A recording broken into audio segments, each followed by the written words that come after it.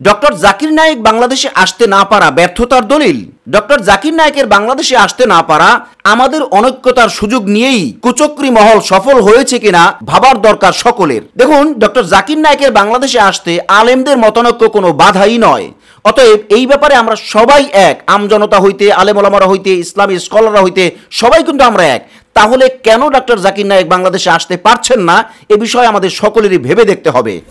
আসসালামু আলাইকুম ওরহমতুল্লাহ, নাহমাদুহু ওয়া নুসাল্লি আলা রাসূলিহিল কারীম, আম্মা বা'দ। সুপ্রিয় দর্শক শ্রোতা, দেশ ও প্রবাসে, কাছে ও দূরে যে যেখান থেকেই আমাদেরকে দেখছেন ও শুনছেন, সকলকে আন্তরিক মোবারকবাদ জানাচ্ছি। আমি ইউসুফ মাহমুদি এবং আপনাদের প্রত্যেককেই আমন্ত্রণ জানাচ্ছি আখলাক টিভির আজকের এই বিশেষ আয়োজনে। বন্ধুরা, আজ আমরা কথা বলতে যাচ্ছি ডক্টর জাকির নায়েকের বাংলাদেশে আসতে বাধা ব্যর্থতার দলিল। চলুন আমরা মূল আলোচনায় প্রবেশ করি। বন্ধুরা, আপনারা সবাই মিডিয়ার কল্যাণে জেনে থাকবেন যে বাংলাদেশ সরকার নিরাপত্তার কারণ দেখিয়ে ডক্টর জাকির নায়েককে নির্বাচনের আগে বাংলাদেশে আসতে অনুমতি দেয়নি। নেটিজনরা অনেকেই লিখছেন বা মনে করছেন যে এর পিছনে শুধু সরকারি কারণ না, বরং অন্য কোনো শক্তি ও অন্য কোনো মেকানিজমও কারণ থাকতে পারে, অর্থাৎ অন্য কারো কারণেই ডক্টর জাকির নায়েককে বাংলাদেশে আসতে দেওয়া হচ্ছে না। এক্ষেত্রে একটা বিষয় আমাদের সকলের মনে রাখা দরকার যে ডক্টর জাকির নায়েকের ব্যাপারে বাংলাদেশের আলেমদের যে প্রশ্ন ছিল বা মতানৈক্য ছিল, সেই বিষয়টা কিন্তু টোটালি এখন নাই, অর্থাৎ ওই প্রসঙ্গে কোনো আলোচনাই নাই। তার মানে ডক্টর জাকির নায়েকের বাংলাদেশে আসতে আলেমদের পক্ষ থেকে কোনো দ্বিমত নাই এবং ইসলামী সমাজের পক্ষ থেকেও কোনো দ্বিমত নাই, বরং সবাই চায় ডক্টর জাকির নায়েক বাংলাদেশে আসুক এবং সম্মানের সাথে প্রোগ্রাম করুক। এবং অনেকে তো এই প্রশ্ন তুলেছেন যে তাকে বাংলাদেশের নাগরিকত্ব দেওয়া হোক, আবার অনেকে এই প্রশ্ন তুলেছেন যে তাকে সম্মানজনক ডিগ্রিও বাংলাদেশ থেকে দেওয়া হোক। আসলে এ কথাটা নিরপেক্ষভাবে বলা যায় যে ডক্টর জাকির নায়েকের বাংলাদেশে আসতে না পারার জন্য বাধা বলতে গেলে আমরা সবাই কমবেশ, অর্থাৎ আমাদের সবার উপরেই এর দায় বর্তায়। প্রশ্ন আসবে কেন? আমরা তো চাই উনি আসুক, তারপরও কেন? দেখুন, আমরা নির্বাচনী দাবিকে কিন্তু সবাই আদায় করে নিচ্ছি, আমরা অন্যান্য দাবিও কিন্তু সবাই কমবেশ আদায় করে নিচ্ছি বা আদায় হয়ে যাচ্ছে, কিন্তু ডক্টর জাকির নায়েকের ব্যাপারে, অর্থাৎ তিনি বাংলাদেশে আসবেন, এই দাবিটা কিন্তু আমরা সবাই ঐক্যবদ্ধভাবে আদায় করে নিতে পারছি না। তার মানে যেই সংগঠন বা যারা চাইতেছেন ডক্টর জাকির নায়েক সাহেব বাংলাদেশ আসুক, বা যারা ব্যবস্থাপনা করেছেন, অ্যারেঞ্জে যারা রয়েছেন, তাদের সাথে সাথে আমাদের সবার কি ঐক্যবদ্ধভাবে ঝাঁপিয়ে পড়া দরকার ছিল না? কারণ ডক্টর জাকির নায়েক সাহেবের বাংলাদেশে আসতে না পারাটা, এইটা কিন্তু একটা বড় মাপের ব্যর্থতা, রাষ্ট্রীয় ব্যর্থতা, আমাদের কমজোরি, আমাদের দুর্বলতা, এটাও কিন্তু প্রমাণ হয়। অতএব ডক্টর জাকির নায়েক সাহেবের বাংলাদেশে আসতে না পারাটা এটা শুধু রাষ্ট্রীয় যে বাধা বা মেকানিজম, এইটাই মূল কারণ না, এর পিছনে আমাদের অনৈক্য থাকা বা ঐক্যবদ্ধ না থাকাটাও একটা কারণ বলে আমরা মনে করি। এবার আমরা অন্য অ্যাঙ্গেলে বিষয়টাকে বোঝার চেষ্টা করি। ডক্টর জাকির নায়েকের বাংলাদেশে আসতে না পারা যে ব্যর্থতার দলিল, সেটা কিভাবে?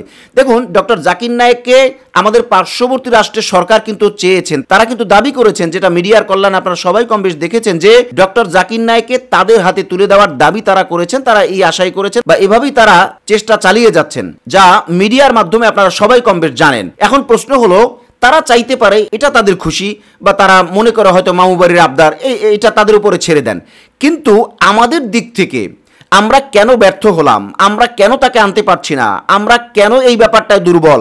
তো এখানে এসেই কিন্তু এটা বোঝা যায় যে ভারত যেহেতু চেয়েছে ডক্টর জাকির নায়েককে, তার মানে ডক্টর জাকির নায়েক আসলে যদি তাকে ভারতে দেওয়া না হয়, তাহলে রাষ্ট্র তার কাছে প্রশ্নবিদ্ধ হবে, ভারতের কাছে প্রশ্নবিদ্ধ হবে, বিদায় রাষ্ট্র ভয় পাইতেছে, যে কারণে ডক্টর জাকির নায়েককে বাংলাদেশে আসতে দেওয়া হচ্ছে না। দেখুন, সরকার যে নিরাপত্তার কারণ দেখিয়েছে, এটা কি যৌক্তিক কারণ? মোটেও যৌক্তিক কারণ না। কারণ ডক্টর জাকির নায়েক তো নির্বাচনী কোনো প্রচারণায় আসবেন না, তিনি তো নির্বাচনী কোনো কাজে আসবেন না, তিনি তো কোনো দলের পক্ষ হয়ে আসবেন না, বা কোনো দলের বিরোধিতার জন্য আসবেন না, বা কোনো দলের ভোট চাইতে আসবেন না যে অন্য দল ক্ষিপ্ত হবে, নিরাপত্তা বিঘ্ন ঘটবে।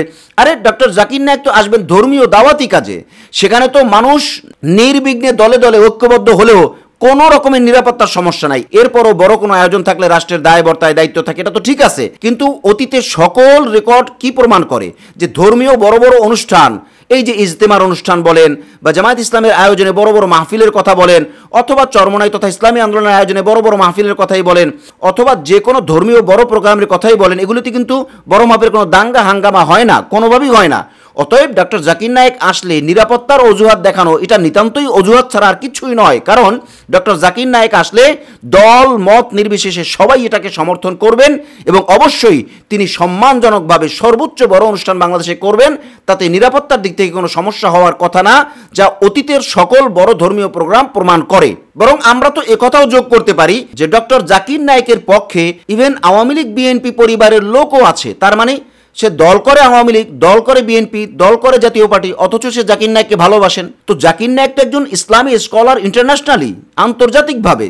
অতএব ডক্টর জাকির নায়েক বাংলাদেশে আসতে নিরাপত্তা বাধা এটা বড় মাপের কারণ হইতে পারে বলে অন্তত আমরা মনে করি না। আপনারা মতামত দিবেন কমেন্ট সেকশনে।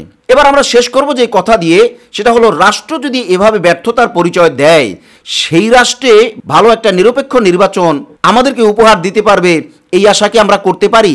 এখানেই তো আমাদের সন্দেহ থাকে যে বর্তমান ইন্টারিম গভর্নমেন্ট বিভিন্ন চাপের কারণে সে ভালো কিছু উপহার দিতে পারছে না। অতএব ভালো নির্বাচন উপহার দিতে পারবে কিনা এই প্রশ্ন থাকলো জাতির কাছে আমাদের।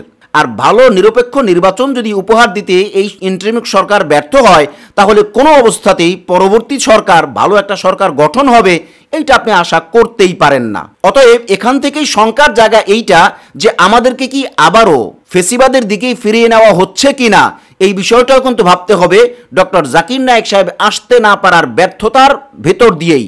যে কারণে আমরা কথা বলতে বাধ্য হচ্ছি যে ডক্টর জাকির নায়েকের আসতে বাধা ব্যর্থতার দলিল।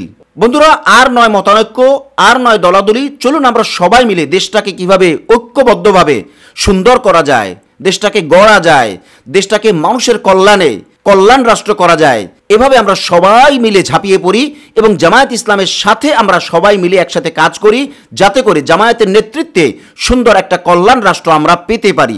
আল্লাহ আমাদের সকলকে সেই তৌফিক দান করুন। আজ তাহলে এই পর্যন্তই, দেখা হচ্ছে পরবর্তী কোনো লাইভে অথবা পরবর্তী কোনো ভিডিও বার্তায় ইনশাআল্লাহ। আসসালামু আলাইকুম ওয়া রাহমাতুল্লাহি ওয়া বারাকাতুহু।